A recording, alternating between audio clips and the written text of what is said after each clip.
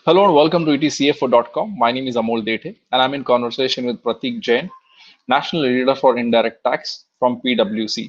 Pratik, welcome on the show. Thank you, Amol. Thank you. Anything on the ease of doing business that government you think that the government should do? Obviously, when GST came, the whole idea was to, GST will be a blanket tax for all the indirect taxes and it will be smooth and fair and seamless. But now when the COVID-19 is there, when we are seeing a lot of issues still with the input credit, when refunds are not happening, do you think that there has to be something that the government need to do on an urgent basis in terms of ease of doing business? Yes, and some bit of that has happened. So let me tell you Hmm. what broadly on GST, if you see, there have been deferment of some of the returns that they have done. E-invoicing, which was supposed to be introduced earlier, now it has been deferred to October. We'll have to see whether it gets deferred further. Similarly, the date of GST audits, etc., have been deferred. They're not issuing fresh assessments and audit notices right now. They're going a little slow on that. In many cases where, for example, for customs clearance, etc., at many times when bank guarantees were required, they've replaced that with a normal undertaking on the letterhead, and so on and so forth. So they're trying to avoid situations where you need to come to office or go to a third party like banks, etc., for you to do your compliances. So some bit of that has happened. Further, what needs to be done on the procedural front is that you know the process of reconciliation between what you have recorded as your purchases and what vendors Right. have approved, that needs to be simplified, or maybe you can just defer that process for a few months to say that, look, you don't have enough time, because filing per se is not too big a problem for industry because Hmm. it's all electronic filing. You can do it from home. There were teething issues also, what happens to digital signature and all that. Many of them have been resolved. So filing the returns is not a big challenge, but reconciliation is a big challenge for industry because a lot of vendors, particularly the smaller vendors, Hmm. because of the liquidity crunch, either have not been able to pay taxes or they have not been able to file their returns, etc. So that process, there has to be some relaxation that government should think of. The other part, which is slightly different from the procedural part, Hmm. is some of the legislative changes which the government should consider, at least for the short term. For example, Right. today, if you make a CSR expense, you it's not clear whether you will get the input credit for those items which you have purchased and you have used that for CSR purposes. A lot of Hmm. companies are doing phenomenal amount of work in this COVID situation where they're reaching out to people and helping them out.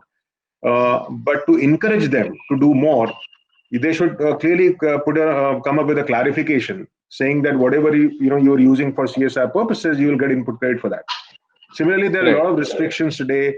Certain expenses like insurance, for example, which you're incurring for employees, you don't get an input credit for that because that's specifically denied. Now, in many cases, because of COVID, the insurance cover is getting increased. Hmm. So there's no reason for you to deny the credits for expenses that I'm making for my employees. Similarly, for input credits, you for inverted duty structure that I spoke about, you get a refund for taxes paid on inputs where the rate of tax on inputs is higher. For example, if I'm buying something at 18%, where my output is only at 5%, the finished product, Right. then you get a refund, but the refund is limited to taxes paid on inputs, not on input services. So if I'm making an expenditure for advertisement and things like that, and those are the things that are required now to be done to revive the economy, you don't get a refund for that. So you should Right. change the law to provide for the refund of taxes paid on services also. So these are the things that government needs to do to provide some relief to the businesses. Uh, as I said earlier, few things have been done, but again, hopefully in the next GST Council meeting on 12th, some of these decisions might be taken. Right. Quite interesting, Pratik. And that comes to my last question. Last question is I would like you to give me overall perspective on the disputes, in specifically indirect tax the India Inc. is facing with. Or if you could give me a list of major disputes, because I'm sure you must be advising a lot of clients, a lot of CFOs, a lot of players from the India Inc. So what are the major disputes that India Inc. has in terms of indirect taxation?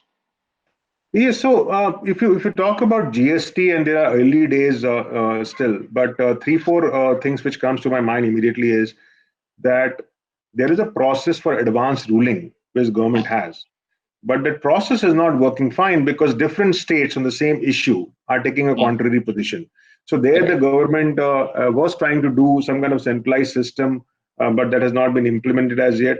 So for the businesses where the law is not clear, they're not sure what to do, because if they go to advanced ruling authority, either they're getting a negative ruling which is without too much of perhaps detailed analysis, or they're getting contrary ruling. So that's a structural issue.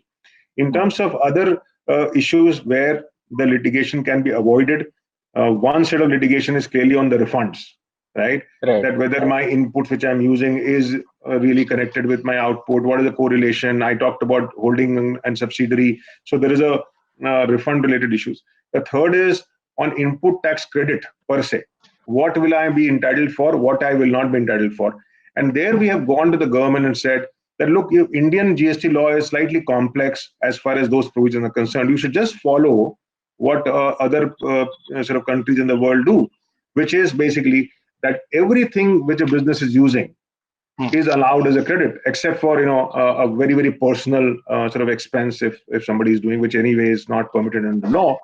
Everything is should be allowed, because today you have a lot of restriction. For example, I construct a factory, whatever I Mm. tax I pay to the contractor, that is not allowed as an offset. So that's another thing. The tax structure, the tax rates also sometimes comes into play, and particularly in sectors like oil and gas, etc., whether it should put 12% or 18%, a lot of issues are there. So if you align the tax rate and try and compress that number of slabs that you have, so 12% and 18% can be perhaps compressed to a single rate of 15%. I mean, that's one sort of quick fix that you can do. And some of the sectors which are not there in GST, their exclusion is also leading to a lot of litigation. And while I know that for petroleum sector per se, for passenger fuels and things like that, it's difficult for the government to take a decision right now. But they should perhaps start with aviation turbine fuel and natural gas and cover them under GST. As you expand the GST, then the GST becomes broader, and therefore the litigation can be avoided. And the last point I'll raise is litigation on account of vendor reconciliation. At some level, if vendor has raised me an invoice for 100 and 18 of GST, I as a purchaser, I have paid him 118, right? Whether he has paid GST to the government or not, why should I be responsible to for that? So if he has not paid GST, the government should proceed against him and not deny me the benefit of that 18 rupees, right? So that's at a more conceptual level that has not been accepted by the Right. government. But a lot of litigation, it has come up already and will come up in future because of this reconciliation requirement between vendors compliance and my own compliance as a business, right?